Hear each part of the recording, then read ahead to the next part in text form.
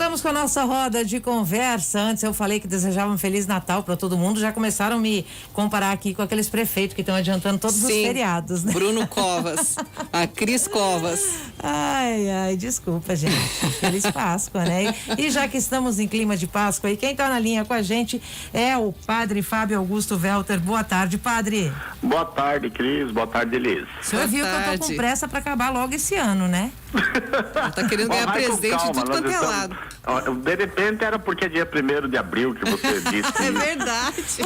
Padre, adorei. Obrigada pela força. Sempre aí para ajudar.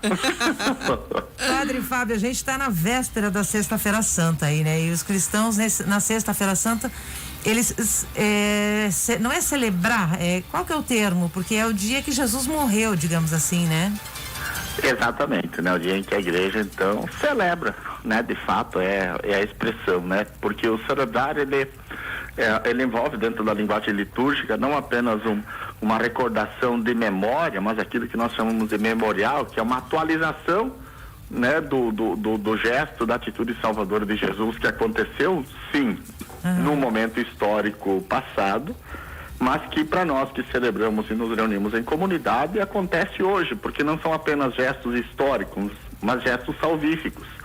E a salvação ela acontece no hoje da nossa história. E não tem missa amanhã? Não, né? A Sexta-feira Santa ela faz parte daquilo que nós chamamos do Tríduo Pascal, que começa com a celebração desta quinta-feira à noite, que é a instituição do sacerdócio e da Eucaristia, que se expressa no gesto do lava-pés, mas que em função da situação de pandemia nós não iremos realizar o rito do lava-pés, mas sim a missa enquanto um tal. E na sexta-feira, né, a igreja vive como que uma atitude de oração silenciosa, de contemplação desse sacrifício de Jesus, da sua entrega, acompanhando seus passos, suas atitudes e sobretudo de acolhendo aquilo que ele fez naquele momento por nós hoje. Padre, antes não podia falar alto, não podia limpar a casa, inclusive crianças bagunceiras não apanhavam, né, na Sexta-feira Santa. Como que é hoje? Continua. Na verdade são tradições que foram sendo inseridas na vida das pessoas de forma a ajudar a partir de uma certa regra ou disciplina de vida, que esse dia deveria ser vivido de um jeito diferente. Eu sempre digo o seguinte, né? As pessoas dizem, não podia fazer isso, não podia fazer barulho, não podia ligar o rádio, não podia ir no baile. E daí eu sempre pergunto, e por que hoje pode? Quem disse que hoje pode? Porque tradições que serviram para ajudar a assumir aquilo que nós acreditamos simplesmente foram deixadas de lado simplesmente porque eram do passado. Elas não são do passado, elas continuam a ser válidas hoje. Claro que a gente pode sim vivenciá-las de um jeito diferente, mas a dimensão do silêncio, a dimensão de ser um dia de oração e não um feriado, ela continua a ser ensinada e orientada. E os cristãos são convidados a viver esse dia de um jeito diferente, né? Não como o silêncio de um funeral, né? Não estamos no velório de Jesus, mas estamos sim contemplando sua atitude, seus gestos, acompanhando, né, a forma como ele consciente e livremente vai assumindo e carregando o sofrimento, justamente porque decidiu-se amar até o fim.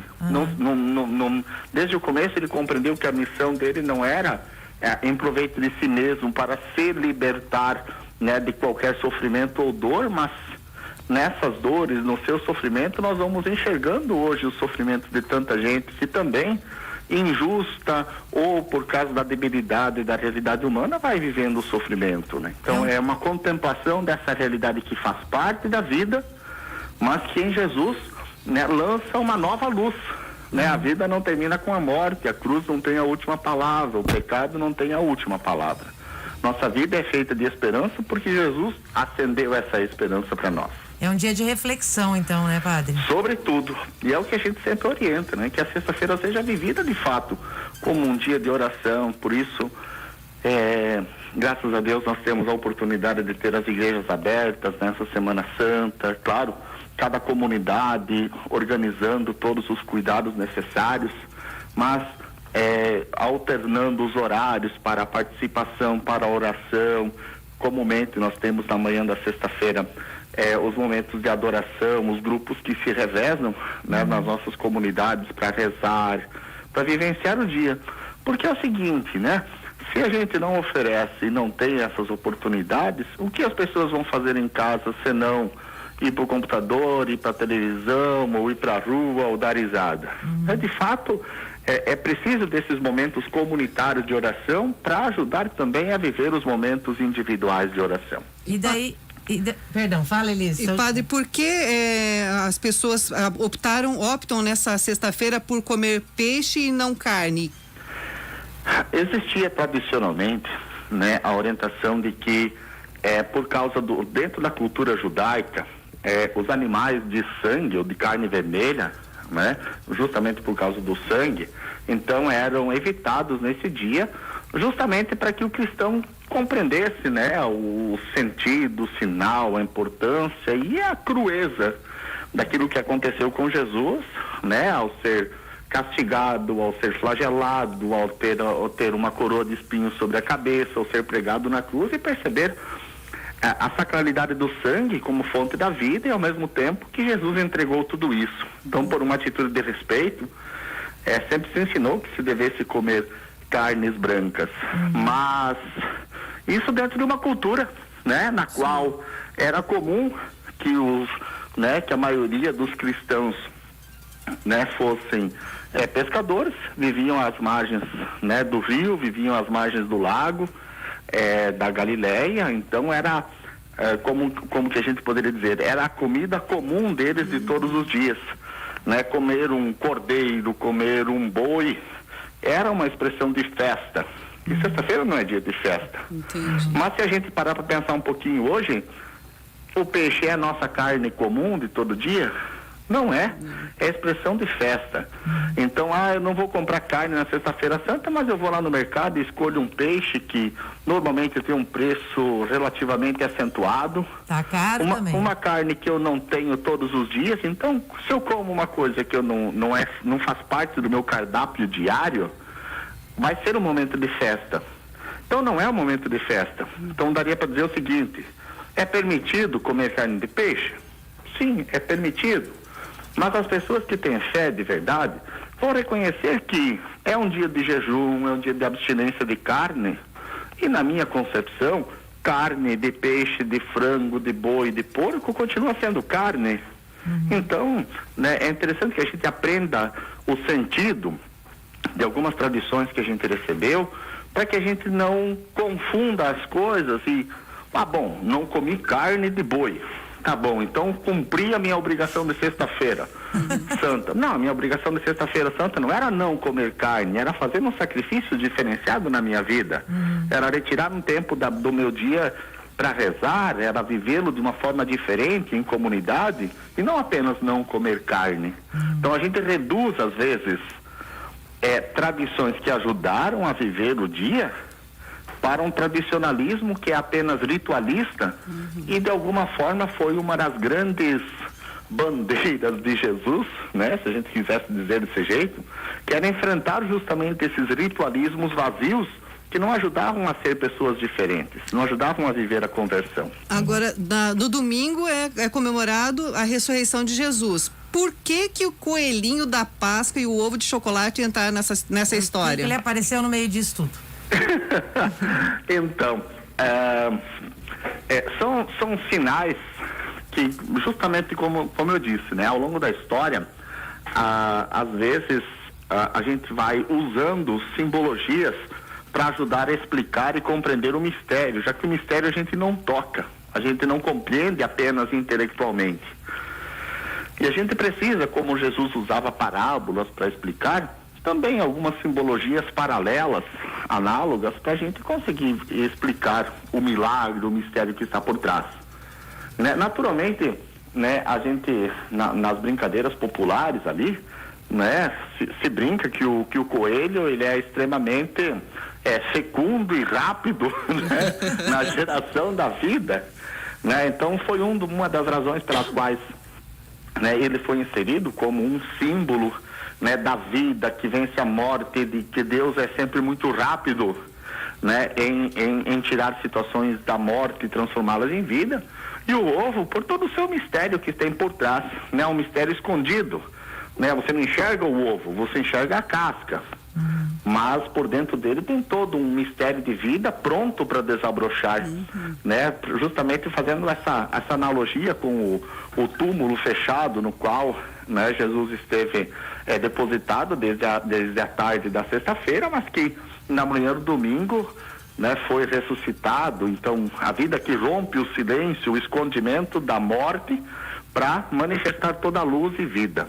Agora, padre, estava fazendo uma busca ali e aí falam o seguinte, que o Coelhinho entra nessa história porque ele foi a primeira testemunha da ressurreição de Jesus. Diz que o túmulo estava aberto lá, mas ele ficou preso no túmulo aberto. Será que isso é a verdade, padre? Isso é bom ver que é site e que maluco que falou isso, né? Eu não tenho nada a ver com essa história aí, não, padre. Isso é coisa da Elisa. Essa foi a história que eu li ali, padre. Fiquei meio confusa.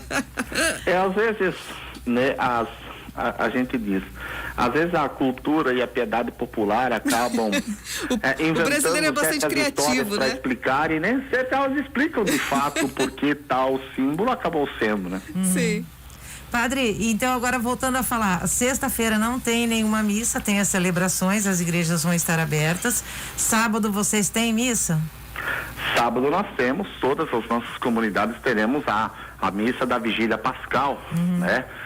Dentro da liturgia a gente vive, a partir do encerramento da missa dessa quinta-feira santa à noite, a igreja entra numa espécie de um clima de silêncio reverente e orante. Tanto que justamente por isso, num clima de silêncio, de oração, apenas de escuta da palavra, de alguns gestos de adoração da cruz, que a celebração da sexta-feira santa acontece, né? Não se celebram sacramentos até o sábado à noite, né? Casamento, batismo, né? Primeira comunhão, né?